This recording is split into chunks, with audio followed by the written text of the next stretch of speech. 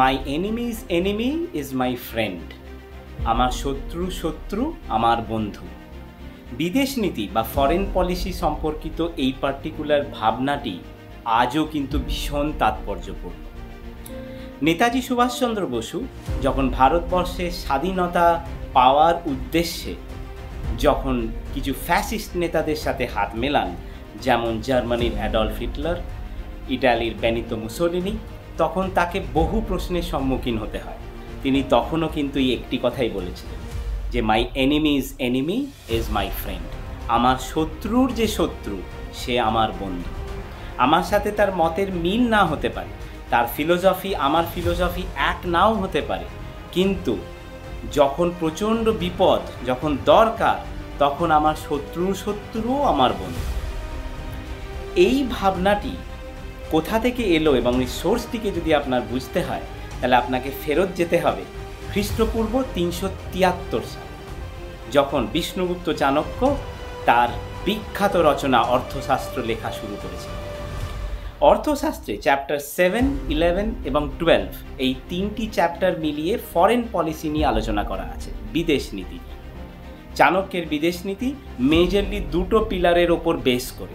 প্রথম পিলার হচ্ছে আমার রাষ্ট্রের সাথে যে রাষ্ট্র বর্ডার শেয়ার করছে সে বেশিরভাগ ক্ষেত্রেই আমার শত্রু রাষ্ট্র হবে, এবং আমার শত্রু রাষ্ট্রের যে শত্রু সেই রাষ্ট্র সর্বদাই আমার মিত্র হওয়া উচিত। এই দুটি পিলারকে মাথায় রেখে বিষ্ণুগুপ্ত চাণক্য একটি থিওরির প্রবর্তন করেন। এই থিওরিটিকে বলা হয় মান্ডালা থিওরি বা রাজমান্ডালা। এই থিওরিটি আলোচনা করতে গিয়ে চাণক্য বলেন যে যে রাষ্ট্র তোমার সাথে বর্ডার শেয়ার করবে, তোমার রাষ্ট্রের সাথে যে রাষ্ট্র বর্ডার শেয়ার করবে, সে স্বাভাবিকভাবেই তোমার ওরি হবে।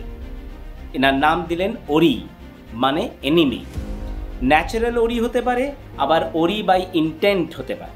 ন্যাচারাল তখনই হবে যখন তোমার সাথে তার কিছু ব্লাড রিলেশন বা কিছু সম্পর্ক থাকবে, তোমার যা স্ট্যাটাস তার স্ট্যাটাস সমান হবে, তুমি আর সে সেম ফ্যামিলি থেকে হতে পারো। আর ওরি বাই ইন্টেন্ট হবে যখন তোমার সাথে কোনো ব্লাড রিলেশন বা সেরকম কিছু নেই, কিন্তু তার পার্টিকুলার কিছু উদ্দেশ্য আছে, সেই উদ্দেশ্যের জন্য সে তোমার শত্রু। কিন্তু বেশিরভাগ ক্ষেত্রেই দেখা যাবে যে তোমার সাথে বর্ডার যেহেতু শেয়ার করছে, সে স্বাভাবিকভাবেই তোমার শত্রু হবে বা ওরি।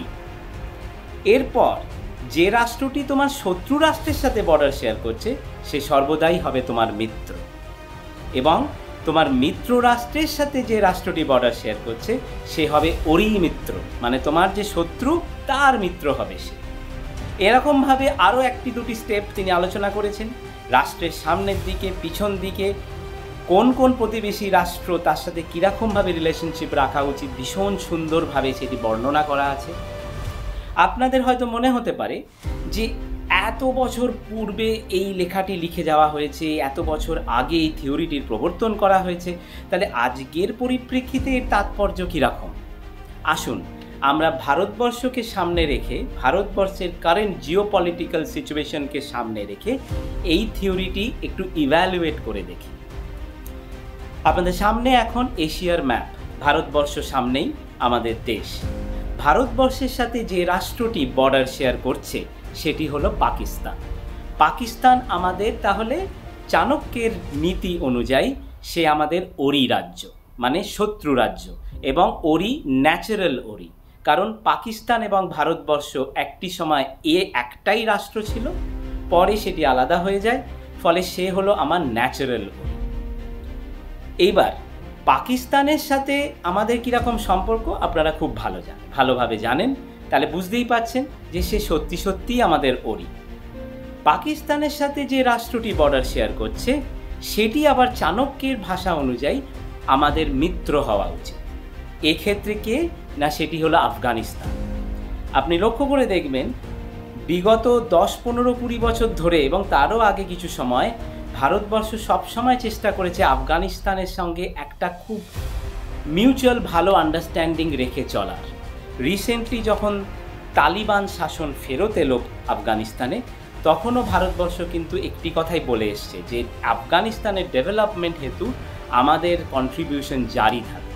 এটা খুব দরকার, কারণ পাকিস্তানের ওপর একটু চাপ রাখতে হলে, তার পশ্চিম প্রান্তে একটু চাপ রাখতে হলে আফগানিস্তানকে মিত্র রাজ্য করে রাখতেই হবে, মিত্র রাষ্ট্র করে। এরপর আফগানিস্তানের সাথে যে কান্ট্রিটি বর্ডার শেয়ার করছে সেটি চাণক্যের ভাষা অনুযায়ী সেটি হবে তোমার ওরির মিত্র, মানে তোমার যে শত্রু তার মিত্র। এক্ষেত্রে সেটি কে? সেটি ইরান। লক্ষ্য করে দেখবেন ইরান সর্বদাই পাকিস্তানের ফেভারে। যখন পাকিস্তান ফর্ম হয় তখন কিন্তু ইরান প্রচণ্ডভাবে সেটিকে সাপোর্ট করেছিল। রিসেন্টলি যখন কাশ্মীরে পার্টিকুলার কিছু পলিসি রিলেটেড চেঞ্জ কিছু করা হয়েছিল, যখন আমাদের গভর্নমেন্ট সেই স্টেপসগুলো নেয়, ইরান কিন্তু পাকিস্তানের সাথে সাথে তার প্রতিবাদ করেছে। ইরানের সাথে ভারতেরও একটি ডিপ্লোম্যাটিক রিলেশনশিপ আছে, কিন্তু ইরান সর্বদাই পাকিস্তানের ফেভারেই কমেন্ট করে, সেটাই স্বাভাবিক। চাণক্যের ভাষাতেও ইরান হওয়াই উচিত ওরির মিত্র, মানে আমার যে শত্রু তার মিত্র। এবার উত্তর দিকে দেখুন, ইমিডিয়েট উত্তরে কে বর্ডার শেয়ার করছে? চায়না। চায়নার সাথে আমাদের কিরম সম্পর্ক আপনারা ভালোভাবে জানেন। তাহলে চায়নাও আমাদের ওরি। এক্ষেত্রে চায়না হচ্ছে ওরি বাই ইন্টেন্ট, ন্যাচারাল ওরি নয়, ইন্টেন্ট ওয়াইজ ওরি, কারণ সে সবসময় চায় তার সীমারেখাকে আরও বিস্তার করতে। কিছু রিসেন্ট ঘটনা তারই প্রমাণ দেয়। তাহলে চায়নাও হলো আমাদের ওরি। চায়নার পরেই যে ইমিডিয়েট রাষ্ট্রটি আছে যার সাথে চায়নাও বর্ডার শেয়ার করছে, বড় রাষ্ট্র, সেটি হলো রাশিয়া। ইমিডিয়েট যে বড় রাষ্ট্রটি সেটি হলো রাশিয়া। রাশিয়া কিন্তু চাণক্যের ভাষায় আবার মিত্র রাষ্ট্র হওয়া উচিত ভারতবর্ষের জন্য। খেয়াল করে দেখবেন ভারতবর্ষের কিন্তু সর্বদাই ভারতবর্ষ চেষ্টা করেছে যে রাশিয়ার সাথে তার একটি ভালো সম্পর্ক রেখে চলবে, কারণ এটি খুব দরকার। রিসেন্টলি যখন রাশিয়া ইউক্রেন আক্রমণ করে তখন কিন্তু আমেরিকা রাশিয়ার ওপর বহু স্যাংশন আরোপ করে দেয়, ভারতবর্ষের ওপর প্রচণ্ড প্রেশার আসতে থাকে। ইন্ডিয়া কিন্তু বরাবরই একটি নিউট্রাল স্টান্স রেখে এসেছে, কারণ চায়নার ওপর চাপ বাড়িয়ে রাখতে হলে এই রকম একটি জিওপলিটিক্যাল সিচুয়েশনে রাশিয়ার সাথে ভারতের সম্পর্ক কিন্তু সর্বদাই ভালো রাখতে হবে। সেই জন্য রাশিয়া সর্বদাই আমাদের মিত্র রাষ্ট্র।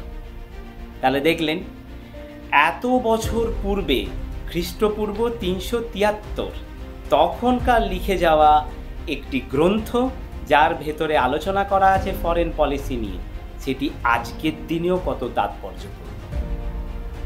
আপনি যে কোনো রাষ্ট্রের সাথে এই থিওরিটিকে মিলিয়ে দেখে নেবেন, ইসরায়েল প্যালেস্টাইন, ইরাক, ইরান আর সৌদি আরবিয়া, আপনারা দেখবেন সব জায়গাতেই মেজরলি সব জায়গাতেই এই জিনিসটি কিন্তু প্রচণ্ডভাবে প্রযোজ্য, এই যে মান্ডালা থিওরি। তাই জন্যেই বলতে হয় চাণক্যের মতো জিনিয়াস যুগে যুগে জন্মগ্রহণ করেন না।